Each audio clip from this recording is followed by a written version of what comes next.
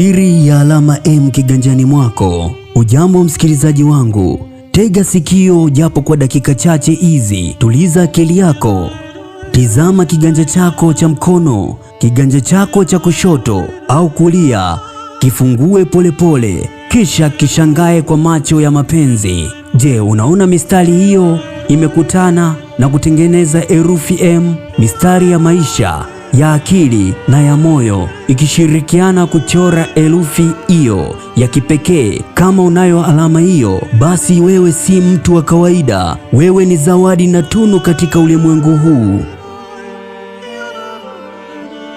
Sehemu ya kwanza, maana ya mistari mitatu ya dhahabu. Herufi M haitokei tu kwa bahati mbaya. Ni muungano wa mistari mitatu mikuu inayotawala uwepo wa mwanadamu. Moja, mstari wa maisha, lifeline, unaosimama kama nguzo ya pumzi yako, afya yako, safari yako ya hapa duniani. Mbili, mstari wa akili, headline, inayobeba hekima yako, uwepo wako wa kufikiri na ubunifu uliolala ndani yako. Tatu, mstari wa moyo, heartline, chemchemu ya upendo wako, hisia zako na jinsi unavyogusa maisha ya wengine. Wakati mstari hii mitatu inapokutana na kuunda M, ulimwengu unakuwa umepiga muhuri ndani yako. Ni ishara ya kwamba akili yako, moyo wako na maisha yako viko kwenye uwiano kamili.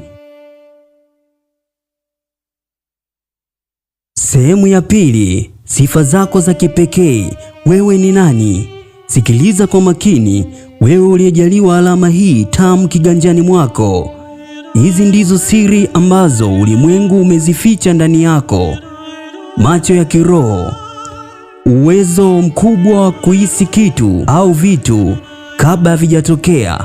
Moyo wako unajua ukweli mapema kabla ya akili yako haijachuja. Huwezi kudanganywa kirahisi, maana nafsi yako inasoma mchezo wa kila mtu anayekuharibia. Uongozi wa kuzaliwa nao. Wewe ukuzaliwa kufata mkumbo.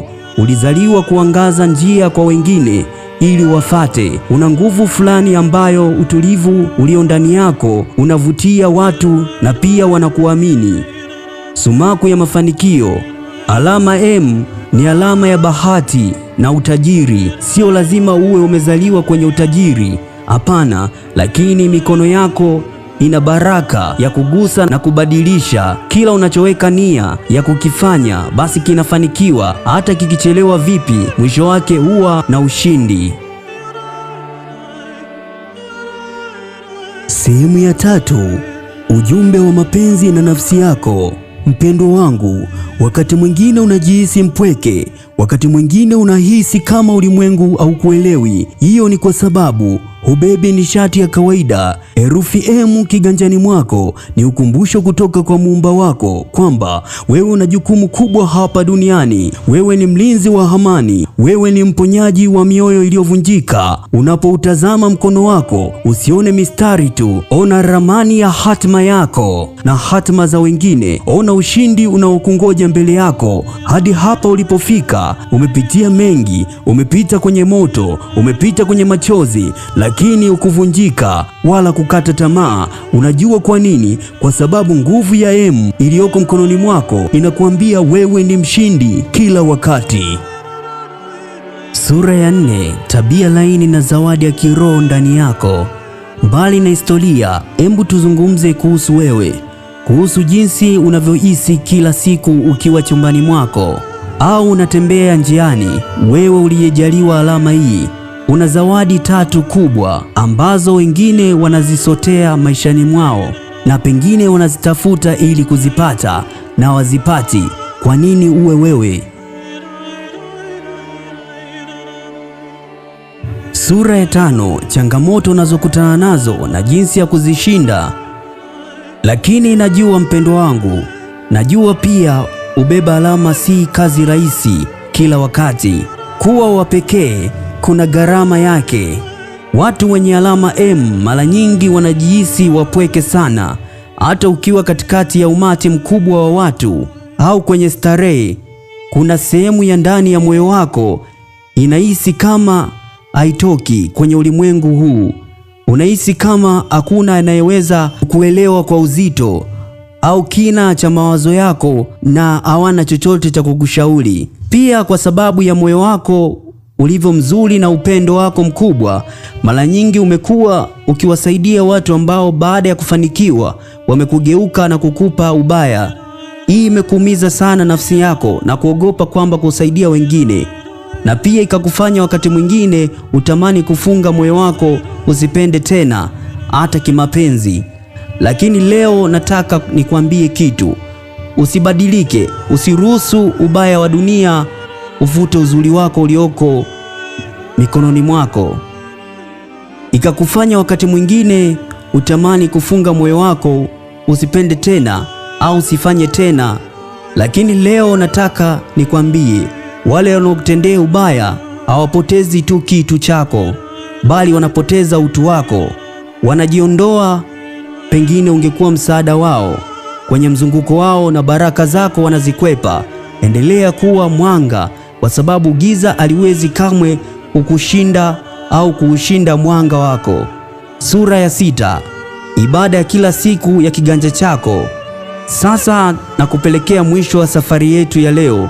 Nataka nikupe zawadi ya moyo wako, pia zawadi moja ndogo unayoweza kuifanya kila asubuhi unapoamka au kila usiku kabla ya kulala, ili kuamsha nguvu au alama hii. Inua kiganja chako cha mkono sasa hivi, kiweke mbele ya uso wako.